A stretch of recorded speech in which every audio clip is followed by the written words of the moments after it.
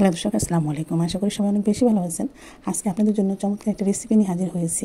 বড় মাছের মাথা কীভাবে বোনা করবেন সেই প্রসেসটা দেখিয়ে দিব।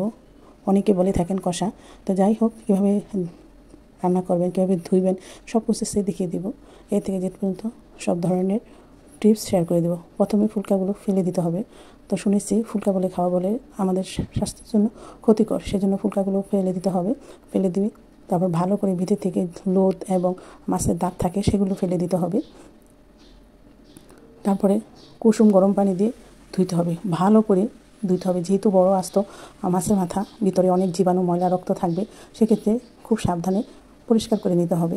তো লবণ দিয়ে তারপরে খাসায় নিতে হবে। তো এইভাবে সবগুলো মাথাকে আমি সুন্দর করে ধুয়ে নিব। আর অবশ্যই লক্ষ্য রাখতে হবে মাছের ভিতর থেকে যাতে লোদ এবং রক্ত না বের হয়। যতক্ষণ পর্যন্ত বের হবে ততক্ষণ পর্যন্ত ধুতে থাকতে হবে। এটা হলো একটা টিপস।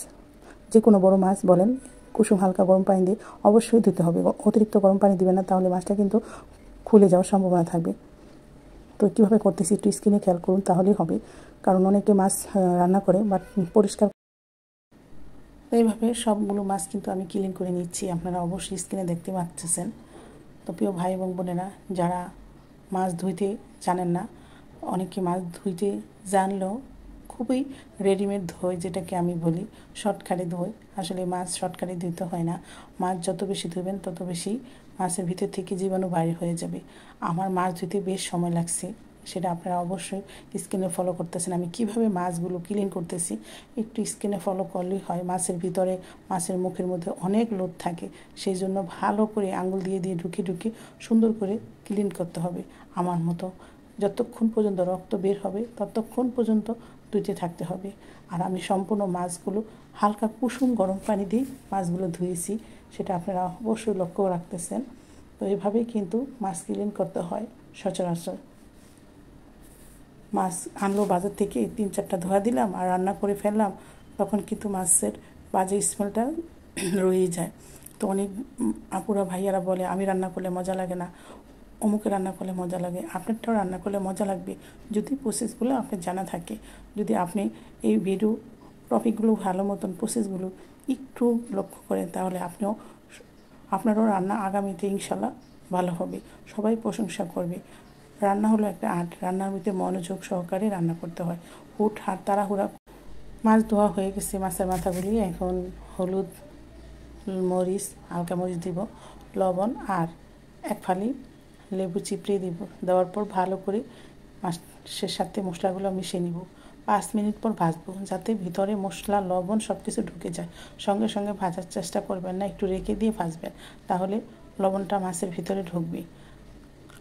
আর খুব সুন্দর করে ভিতরে ভিতরে হাত ঢুকে হলুদ মরিচ লবণগুলো কষাইতে হবে, যাতে করে মাছের ভিতরে মশলাটা যায়।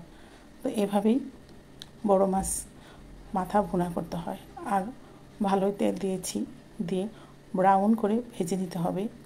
এদিকে লক্ষ্য রাখতে হবে মাছটা যাতে ভেঙে না যায়।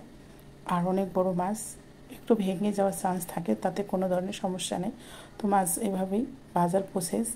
তো আশা করি টিপসগুলো আপনাদের ভালো লেগেছে। অবশ্যই ভালো লাগলে শেয়ার করে দিবেন একে অপরকে। আর ভিডিও শুরুতে একটা লাইক দিয়ে দেখে নেবেন।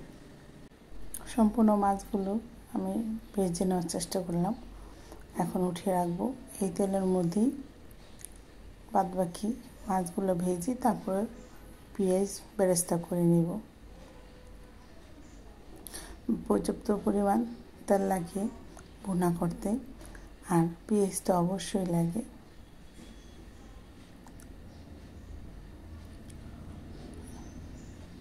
পেঁয়াজটাকে একদম লাল ব্রাউন করে নিব। মোটামুটি ব্রাউন করা হয়ে গেছে। এই পর্যায়ে এক এক করে মশলা দিব।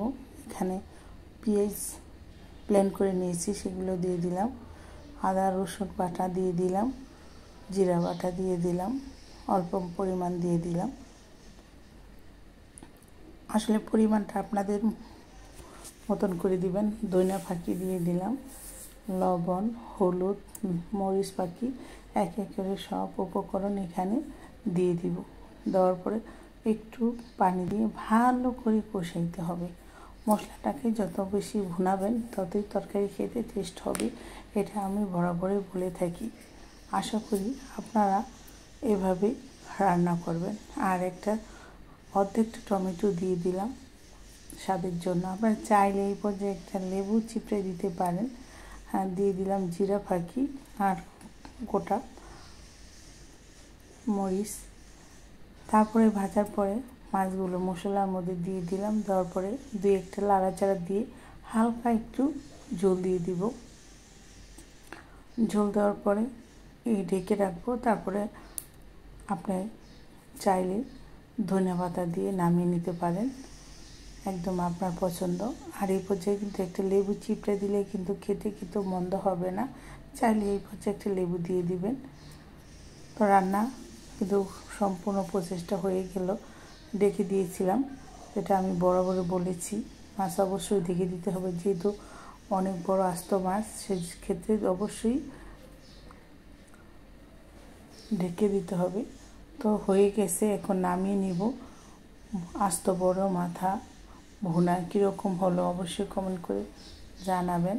আর অনেকে কারিও বলে থাকে, কষাও বলে থাকে, তো যে নামে বলুন না কেন, মাছের আস্ত মাছের মাথা ভুনা করে নিলাম। সবাইকে ধন্যবাদ।